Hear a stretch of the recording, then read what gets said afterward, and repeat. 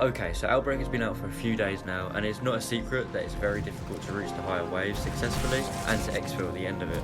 Over the past few days of playing, I have learned a few tips and tricks to get to the higher waves easier, so I hope these help and enjoy Outbreak.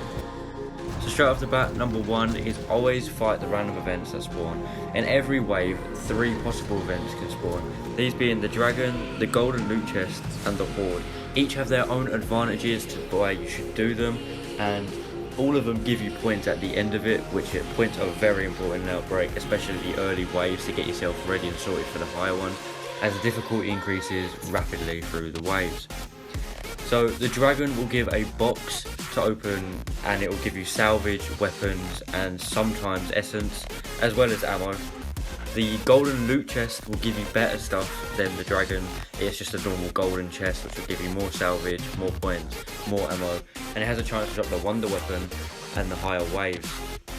And lastly, the Horde is probably my favourite, as it drops a free perk every time you do it, which means that for the earlier waves, even wave 1 if you get it, I will do it straight away, has a chance to give you Jug, Quick Revive, Speed Code, all the important stuff in the early rounds, and even just get Deadshot or stamina up at the higher waves, which is good to get. My personal preference is to do them before the main objectives, but it doesn't really matter how you do it. Number 2, the Dragon's Loot and Chest. It spawns actually dependent on how many zombies you kill in the flaming circle. There's not a specific number of zombies that you have to kill that you may have already realised.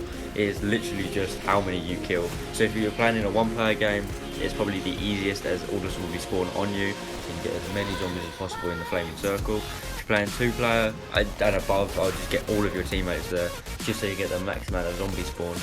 As there is a fill meter on the front of the Dragon which shows you how much you filled the Dragon, and depending on that will determine how good the drop will be. If you kill enough zombies in the flaming circle, a golden loot chest like the golden loot event will drop, and it is the best chest that you can get, so it's well worth doing, and it will give you about 2,000 and above points every time you do it, which is great to pack a bunch of perks at the end of the wave. So number 3 is a bit of a different one, and it is the elemental boys, as I like to call them, or the electric zombies. They are the most annoying boss, I like to call them, in Outbreak at the minute, as they can disable your card, they can disable revive, and they can make you slower, and it stops you regenerating health. They are really quite annoying, especially if you're mixed with panzers, manglers, normal zombies, dogs. It just becomes a bit overwhelming if you don't get rid of them quickly. So I always just get rid of the elemental boys as quick as possible, and first before anything, just so it makes it easier to kill the harder bosses like the panzer or the mangler. In the Horde event, the golden loot event, even the main objective they can spawn. So for number 3 is just to kill the elemental boys easier, and they drop ammo as well, which is always great. Okay, so for number 4, it is probably a given, as Outbreak is an open world zombies experience, but just to look around and just to go into every building that you see.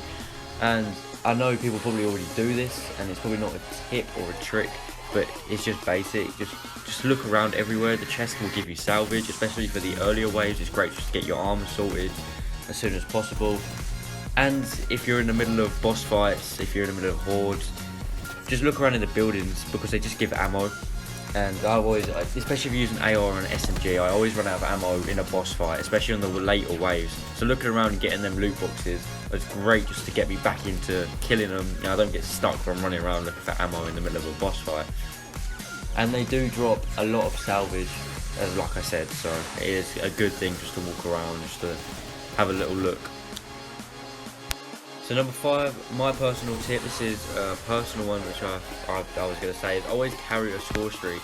Although score streaks can sometimes be expensive, like the chopper gunner, the cruise missile, the napalm and the artillery may be a bit expensive, I would always carry one round, as bosses can often drop score streaks after killing them in the golden loot, the horde and the main objective. They can drop score streaks. I always carry one round, as they are always great to drain the boss's health, especially the eliminate objective that you can get, and it could even kill a load of zombies around you. I always carry the death machine, as it is the cheapest, and there is a handy trick that you can refill all of your ammo just by dropping it and picking it back up, and even going through waves it will refill all the ammo, so it's always great to have, and it shreds the bosses, especially for higher waves. So it's very useful to have. And for number 6, the last tip I have is to use one of the shotguns, except the street sweeper, because that is not very good on zombies at all. Either the Gallo or the Horde. They are both still the strongest weapons in zombies to use. And I know people might be thinking, oh, but it's an open world game, so why not use a longer range weapon or an SMG?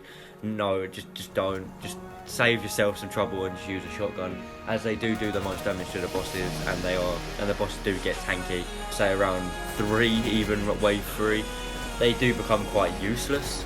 I've seen, even if you pack a punch them, because they don't do as much damage as the other ones, and the bosses, like I said, do get really tanky. So it's just easier to have a shotgun on you, as it is, they are the most powerful weapons. And I forgot to mention that the new Shatter Blast ammo mod is really good to use, because past wave 3, most of the zombies, if not all of them, are armoured heavy zombies. An honourable mention would to have each of my teammates use a different field upgrade. Now, the Ether Shroud is my most popular, and I would always recommend all my teammates using it just so they can get out of a situation and revive me if I'm down. But I think it's best if each person uses a different field upgrade, as they all come in handy at different times. Now, I would have one teammate use the Ether Shroud, one teammate use the Medic, and one teammate use the Ring of Fire. Now, the reason I say this is because Ether Shroud will always help in no matter what situation to get a teammate up, or just to get yourself out of a bad situation. So having a teammate use that is always great. The health is always just a useful thing to have. If your teammate has it on them, they can instantly revive everyone if everyone goes down, and they can heal you anyway if you're in a bad situation. And the Ring of Fire is great for the defend objectives and the eliminate objectives, as it buffs your damage and health. So I would always get one teammate to use that. Now, I hope this helped. These are the 6 tricks that I have gathered over the last few days playing Outbreak. This is part 1, as I hope to find more to help people. So yeah, I hope you enjoyed, and subscribe.